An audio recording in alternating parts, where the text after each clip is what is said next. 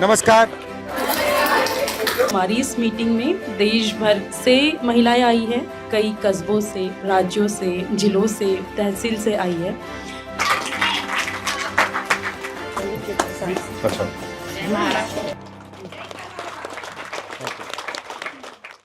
बहुत सारे लोग कर रहे हैं पॉलिटिक्स, कई सारी महिलाएं हैं भी ऑलरेडी, तो वाई अस? तो उस रेज का रियलाइजेशन कि हम पिछड़े हैं, हम सेकेंडरी हैं, हमारे पास सच में कुछ नहीं है, हमको धुतकारा गया है, हमको फेंका गया है, मारा गया है, काटा गया है, या कुछ भी नहीं किया गया, तो कम से कम चुप रहने को हमेशा कहा। और ये काटने का हथियार कौन सा है? पेट्रियार्की, नफरत, हिंसा। इसमें शर्म का क्या रोल है? शर्म is also a part of patriarchy, जहाँ पर हमें ट्रेनिंग दी गई है। How does it work? ये कैसे काम करता है? अगर किसी को ताकत देनी है तो किसी से ताकत छीननी पड़ेगी, और ताकत छीनने के लिए आपको कुछ सिखाना पड़ेगा। तो शर्म वो एक एलिमेंट है जो महिलाओं को, औरतों को सिखाया गया है इस बात के लिए कि तुम्हें ताकत क्यों प्रैक्टिस नहीं करनी है, क्योंकि तुम्हारा गहना तो शर्म है। और उस शर्म की वजह से आते हुए भी, जानते हुए भी, समझते हुए भी हमें लगता है ये हम कर नहीं सकते। मान लीजिए आप राजनीति में सफल हो गई और आप जो आपको राजनीति में चाहिए था हो गया, आप पावर स्ट्रक्चर में आ गई, शर्म गायब हो जाएगी?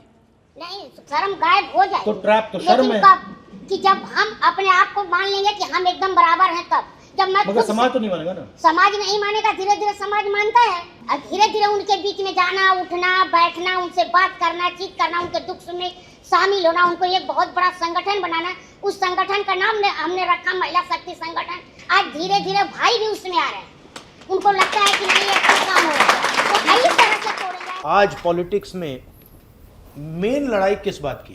संविधान को बचाने की। नहीं तो संविधान को बचाने के लिए आरएसएस संविधान पर आक्रमण कर रही है और कांग्रेस संविधान को बचाने की कोशिश कर रही है। If we are protecting one book, which book are they protecting? Manusmriti. So they are protecting Manusmriti, we are protecting constitution, right? But हम लोग कह रहे हैं कि भैया आप कॉन्स्टिट्यूशन को मार रहे हो। डायरेक्टली तो नहीं मार रही। मोदी ने ये तो नहीं कहा कि भैया मैं कॉन्स्टिट्यूशन को खत्म कर दूंगा। तो ये इनकी स्ट्रेटजी क्या है, कैसे कर रहे हैं? Okay, very good. ये इंस्टीट्यूशंस को कैप्चर कर रहे हैं। इंस्टीट्यूशंस कैप्चर करने से क्या होगा? 1947 में गांधी जी ने और कांग्रेस ने क्या कहा? रिप्रेजेंटेशन जो होता है और पावर जो है वो एक साथ चलेंगे, ठीक है?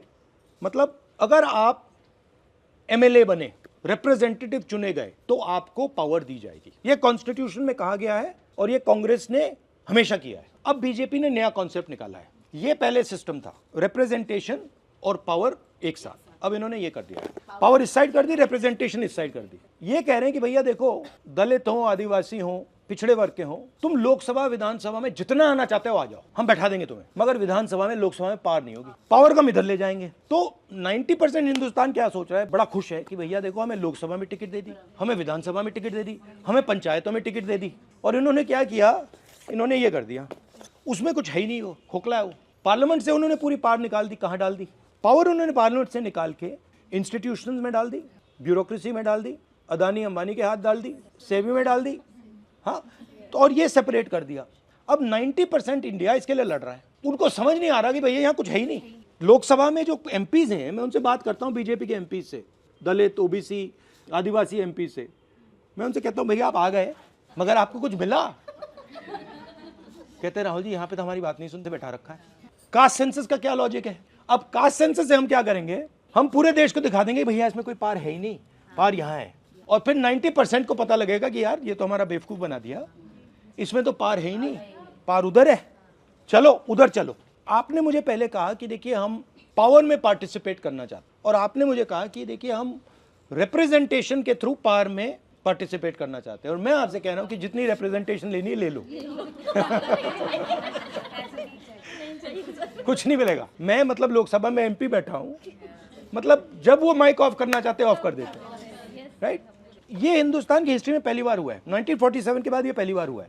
90% को हटा दिया, ब्यूरोक्रेसी में तो आपको हटा दिया, कॉर्पोरेट इंडिया में कोई नहीं है, जुडिशरी में कोई नहीं है, पावर सिस्टम में 9% 10% लोग चला रहे हैं, और 90% को इन्होंने कहा भैया तुम जाके रिप्रेजेंटेशन करो, और उसमें कुछ है ही नहीं। तो फिर पावर मिलेगा कैसे? कांग्रेस पार्टी का क्या लक्ष्य है? 50% रिजर्वेशन, जाति जनगणना, पब्लिक सेक्टर। अब हम क्या करने जा रहे हैं कि हम देश को बताना चाह रहे हैं कि देखिए ये रिप्रेजेंटेशन और ये जो पावर का स्ट्रक्चर है इन्होंने अलग कर दिया। अगले 10 साल 15 साल का काम ये है, फिर से पावर को विधानसभा में, लोकसभा में डालना है। तो इसमें आपका क्या रोल है? आपका रोल है कि क्लैरिटी से आप बोलें कि लड़ाई मनुस्मृति और संविधान के बीच में है, लड़ाई पावर और रिप्रेजेंटेशन को जोड़ने की है।